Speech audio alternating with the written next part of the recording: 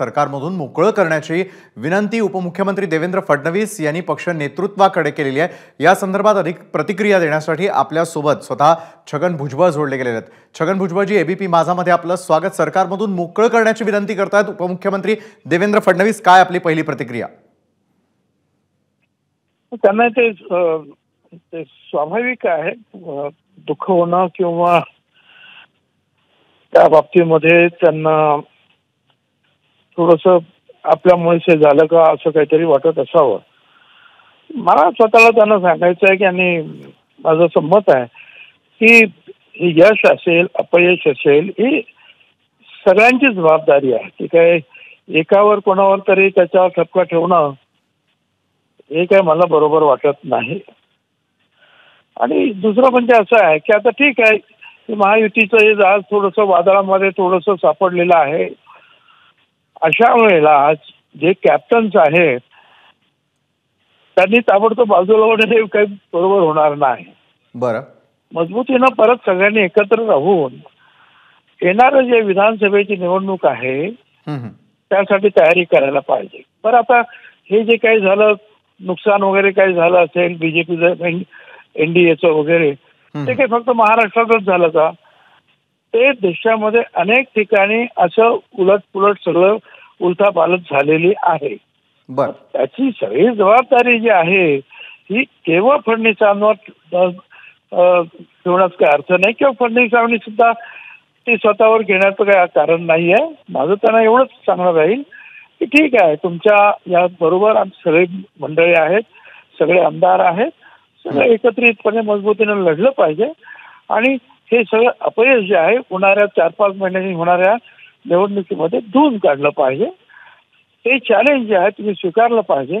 आता मध्येच जर तुम्ही राजकीय सरकारमधून जर दूर झालात तर सरकारमध्ये सुद्धा मग अनेक अडचणी परत निर्माण होणार आहेत। त्याच्यामुळे आता सरकार हे स्मूथ चालण्यासाठी त्यांचं ती सरकारमध्ये राहणं हे अतिशय आवश्यक आहे।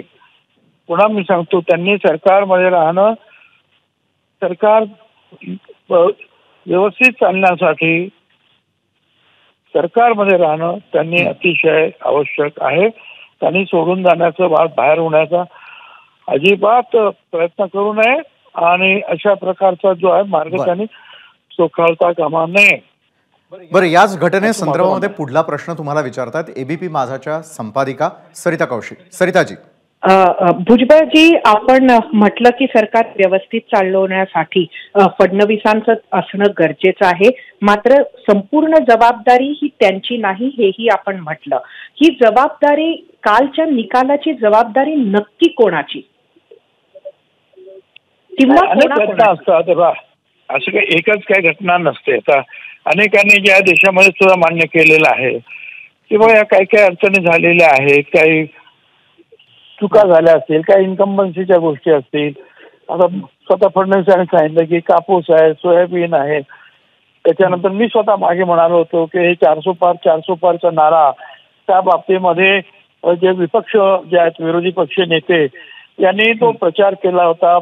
विशेषतः दलित समाजामध्ये, मागासवर्गीयांमध्ये संविधान बदललं जाणार आहे। तर या सगळ्या गोष्टी ज्या आहे अशा अनेक काही गोष्टी त्याचा सगळ्यांचा परिणाम म्हणून त्या देशभरामध्ये या सगळ्या ज्या आहेत थोडंसं जे आहे उलटपुलट घटना कमी जास्त निवडून येणं ह्या घटना घडलेल्या आहेत।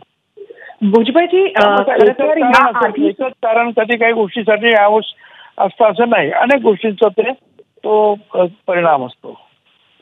भुजबळजी, याच्या आधी सुद्धा जेव्हा हे सरकार स्थापन होणार होतं त्यावेळेला आपण विरोधात होतात, मात्र फडणवीसांनी त्यावेळेला सुद्धा सरकारच्या बाहेर राहण्याची इच्छा व्यक्त केली होती, कारण एकनाथ शिंदे हे मुख्यमंत्री झाले होते। आपल्याला असं वाटतं का की जर देवेंद्र फडणवीस त्यावेळेला मुख्यमंत्री झाले असते तर एखाद वेळेला ही वेळ आली नसती? असं आहे सरिताजी, आता याच्यावर चर्चा करून काय उपयोग मला तुम्ही सांगा। आता त्यावेळेला असं झालं असतं तर तसं झालं असतं, तसं झालं असतं तर असं। आता मला असं वाटतं की आता भूतकाळामध्ये जास्त रमण्यात किंवा चर्चा करण्यात काय अर्थ आहे। असं मला वाटत नाही. त्याच्यामुळे या चर्चेनं आणखीन काहीतरी नवीन प्रश्न निर्माण होतील आणि अडचणी होतील. त्यापेक्षा जे आहे जी अडचण आपल्यासोबत निर्माण झालेली आहे ती अडचण सोडवण्यासाठी एकत्रित सगळ्यांनी आता प्रयत्न करूया. आहे जिथून आहात, जशी शक्ती आपल्यामध्ये आहे, ज्या पदावर आपण बसलेलो आहोत, ह्या सगळ्यांचा जो आहे चांगला आपण उपयोग करून घेऊया. एकंदरीतच महायुतीमध्ये नक्की काय सुरू आहे हा प्रश्न उपस्थित व्हावा अशा पद्धतीची वक्तव्य आज सकाळपासून येत आहेत. एकीकडे शिरसाट असो किंवा दुसरीकडे आपल्याच पक्षाची मंडळी असो, अजितदादांसाठी काम फक्त राष्ट्रवादीच्या कार्यकर्त्यांनी केलं अशा पद्धतीचं वक्तव्य आपल्याकडनं आलंय, अमोल मिटकरींनी केलंय. तर दुसऱ्या बाजूनं उमेदवार द्यायला देरी झाल्यापासून इतर अनेक कारणं जी आहेत, समन्वय सुद्धा व्यवस्थित झाला नाही हे स्वतः फडणवीसांनी सांगितलं. त्यामुळे नक्की काय सुरू आहे? अशा पद्धतीचा निकाल आल्यानंतर सगळेच अस्वस्थ आहेत आणि सगळेच नाराज आहेत का? सरिताजी, की असा ज्या वेळेला अशा प्रकारचे निकाल लागतात, असं आहे की यशाचे बाप सगळे असतात, अपयशाची जबाबदारी कोणी घेत नाही. त्याच्यामुळे थोडंसं हे म्हणणार की मी काम केलं, त्यांनी काम नाही केलं, तो म्हणणार की त्याने ते करायला पाहिजे तर हे करायला पाहिजे, ही चर्चा आणखी 2-4 दिवस चालणार आणि त्याच्यानंतर आपोआपच सगळं जे आहे आपापल्या कामाला लागते आणि पुढची जी लढाई जी आहे ती लढाई कशी जिंकायची याच्यामध्ये सगळे आपल्या स्वतःला जे आहे गुंतवून घेतील. थोडे दिवस याची जे चर्चा होत राहणार. आपण ऐकायची आहे नाशिकसह इतर अनेक ठिकाणी जी उमेदवार दिले ती उमेदवारी देण्याचं चूक झाली असं आपल्याला वाटतं का? असं आहे की हे तर खरं आहे. स्वतः ते उमेदवारच म्हणाले सकाळी, नाशिकचे उमेदवार हेमंत गोडसे, की मला माझी उमेदवारी जाहीर करण्यामध्ये फार उशीर झाला. आता अगोदर माझं नाव आलं होतं तर ते नाव लवकर डिक्लेअर झालं नाही, म्हणून मी ताबडतोब सांगितलं की म्हणजे 1 महिन्यानंतर की मला काय उभं राहायचं नाही, लवकर आता जाहीर करा कोणाचं तरी नाव. पण मी माघार घेतल्यानंतर सुद्धा 12-13 दिवस झाले, त्याच्यानंतर निर्णय घेण्यात आला. एक दिवस महत्वाचा असतो. त्याप्रमाणे ते हेमंत गोडसे म्हणाले आदल्या अंतिम दिवस होता त्याच्या आदल्या दिवशी मला सांगितलं की फॉर्म भरा. त्याचा फॉर्म भरला मी त्या दिवशी, तेव्हापासून प्रचाराला लागलो. म्हणजे उशीर झालाय खरं, पण तेव्हा ते एकच कारण आहे का? नाही. तर आमचा नाशिकचा बेल्ट आहे, मग तो धुळे, नाशिक, नगर, पुणे सगळ्या भागामध्ये जे आहे हा कांद्याचा प्रश्न असेल हा अतिशय अडचणीचा झालेला होता. काही ठिकाणी सोयाबीन कापसाचा सुद्धा प्रश्न होता. काही ठिकाणी मग सांगितल्याप्रमाणे 400 पार म्हणजे संविधान बदलणार असा सुद्धा प्रचार होता. तर या सगळ्यांचा जो आहे परिणाम असा होत झाला की याच्यामध्ये काही ठिकाणी आपल्याला ठोकर बसली. सातत्यानं सर्वेचं कारण भाजपा पुढे करत होतं अशी नाराजी खरं तर शिरसाटांकडनं, केसरकरांकडनं आज व्यक्त करण्यात आली आहे. हे खरं आहे का की अमुक उमेदवार देऊ नका, तमुक देऊ नका असं मित्र पक्षांना सातत्यानं सर्वेचं कारण समोर देऊन दिल्या जात होतं भाजपाकडनं?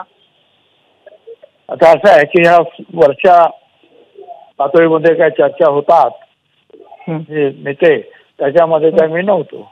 परंतु सगळेच पक्ष जे आहेत हे हल्ली सर्वे करत असतात. आणि एवढंच नाही तर निवडणूक म्हणजे फॉर्म भरल्यानंतर तो उमेदवाराचा सुद्धा रोजच्या रोज सर्वे सुरू असतो. कुठे कमी पडतंय, कुठे काय करायला पाहिजे, हे सर्वे सुरू असतात. परंतु आता या सर्वे सुद्धा हे उमेदवार बदलण्याच्या मध्ये आले किंवा उशिरा उमेदवारी देण्याच्या मध्ये आले हे आता त्यांनाच माहिती, पण असण्याची शक्यता नाकारता येत नाही. एक शेवटचा प्रश्न मी आपल्याला विचारते. आपल्या पक्षातून कालच्या निकालानंतर शरद पवारांकडे घर वापसी करणारे नेते आणि कार्यकर्ते राहतील का? कोणी जाणार नाही. कशाला जाणार? प्रत्येक जण जो आहे आपापल्या मतदारसंघामध्ये तो काम करतोय आणि मजबूतीने तो उभा आहे. मला नाही वाटत की ते असं काही होणार आहे. आता ह्या सगळ्यात चर्चा आहे मार्केटमध्ये सुरू राहणार काही दिवस. हा जाणार, तो जाणार, हे जाणार, होय हे सगळं ज्या थोड्या दिवसांनी बंद पडले प्रत्येकजण आपापल्या कामाला लागणार आहे. धन्यवाद भुजबळजी. हे जे झालं आणि हे पण तुम्हाला सांगतो, हे नेहमी असं होत आहे की महानगरपालिकेत जो निकाल लागतो तोच काही राज्यात लागतो असं नाही. राज्यात लागतो निकाल तोच केंद्रात लागतो असंही नाही. प्रत्येक ठिकाणी लोक वेगवेगळा विचार करीत असतात. म्हणजे आपलं म्हणणं आहे की विधानसभेत असाच निकाल लागेल असं नाही. नाही, विधानसभेमध्ये आम्ही ही सगळी जी काही तूट आहे ती निश्चितपणे भरून काढणार आहोत आणि पुन्हा मी तुम्हाला सांगतो की महायुती जे आहे सरकार स्थापन करेल. धन्यवाद भुजबळजी, आपण आमच्या प्रश्नांची उत्तरं दिलीत. धन्यवाद. विशाल. नक्कीच धन्यवाद सरिताजी. आणि छगन भुजबळ यावेळेला आपल्यासोबत बोलत होते. अनेक प्रश्नांची उत्तरं एबीपी माझाशी बोलताना त्यांनी दिलेली आहे. एबीपी माझा, उघडा डोळे बघा नीट.